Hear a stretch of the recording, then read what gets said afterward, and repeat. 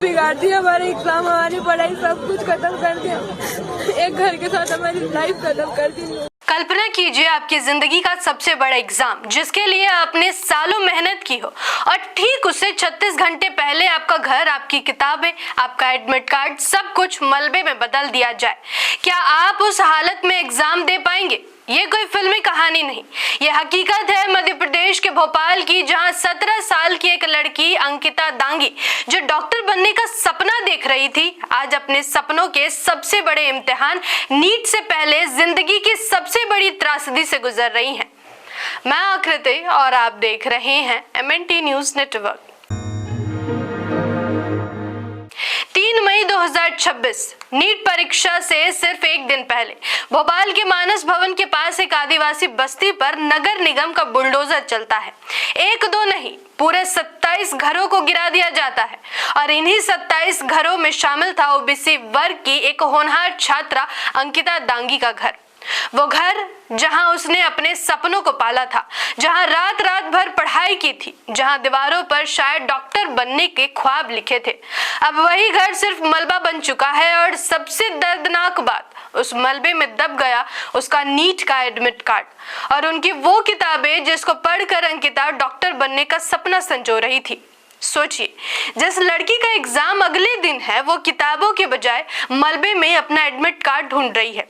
अंकिता ने पुलिस और प्रशासन से मदद मांगी। काफी मुशक्कत के बाद मलबे में से उसका एडमिट कार्ड निकाला गया, लेकिन सवाल ये है, क्या सिर्फ एडमिट कार्ड मिल जाने से उसकी मानसिक स्थिति ठीक हो गई होगी? अंकिता कहती है, हमारा घर और भविष्य दोनों तोड़ दिया। मैं इतनी मानसिक पीड़ा में परीक्षा कैसे दूं? क्या ये सही है? क्या किसी भी प्रशासनिक कार्रवाई की टाइमिंग इतनी असंवेदनशील हो सकती है? क्या ये नहीं सोचा गया कि उस घर में एक नीट की छात्रा रहती है? अंकिता एक ओबीसी उम्मीदवार, अपने परिवार में पहली डॉक्टर बनने का सपना देख रही थी। एक ऐसा सपना जो सिर्फ उसका नहीं बल्कि पूरे परिवार की उम्मीद थी। लेकिन आज वो परिवार सड़कों पर है, न छत है, न किताबें और न पढ़ने का माहौल। और ऐसे में क्या कोई भी अभ्यर्थी अपना 100% दे सकता है? जैसे ये मामला सोशल मीडिया पर वायरल हुआ, लोगों ने अपनी अपनी प्रतिक्रियाएं देना शुरू कर दिया। तरुण जाटव अंकिता का वीडियो शेयर करते हुए लिखते हैं, इस लड़की का आज नीट का पेपर है और नगर निगम वालों ने कल ही इनका घर उजाड़ दिया। सोचो, लड़की को कितनी टेंशन, फ्रस्ट्रेशन हो रही होगी। क्या इसका प्रभाव उसके नीट के पेपर पर नहीं पड़ेगा? सियासत वालों में थोड़ी इंसानियत है या नहीं?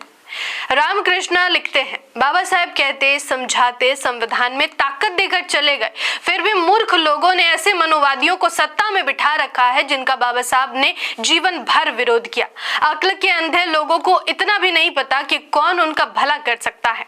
अजय नाम के एक यूजर लिखते हैं, सरकार को इससे क्या फर्क पड़ेगा? सरकारें कभी दलितों, आदिवासियों के उत्थान के लिए नहीं बनी। शोषण होता आया है और ये बदस्तूर जारी है अनंत काल तक। सवाल सिर्फ एक घर टूटने का नहीं है, सवाल है उस सिस्टम का जो अतिक्रमण हटाने के नाम पर इंसानियत भूल जाता है। क्या प्रशासन को इतना भी समय नहीं देना चाहिए था? क्या एक दिन रुक कर ये कार्रवाई नहीं हो सकती थी? या फिर गरीब और कमजोर लोगों के सपनों की कोई कीमत नहीं? आज अंकिता का परिवार खुले आसमान के नीचे रहने को मजबूर है। जहां कल तक किताबें थी, आज सिर्फ धूल और मलबा है। एक तरफ देश में बेटी बचाओ बेटी पढ़ाओ की बातें होती हैं, तो वहीं दूसरी तरफ एक बेटी के सपनों को बुलडोजर के नीचे कुचल दिया जाता है। क्या यही है विकास? क्या यही है प्रशासनिक न्याय? एक 17 साल की लड़की जो देश की डॉक्टर बन सकती थी, आज खुद ही सिस्टम की मरीज बन गई है।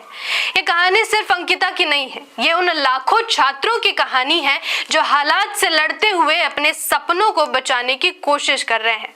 सवाल सीधा है, क्या सियासत और सिस्टम में थोड़ी सी इंसानियत बची है, या फिर सिस्टम चाहती ही नहीं कि गरीब परिवार का कोई बच्चा सपने देखे?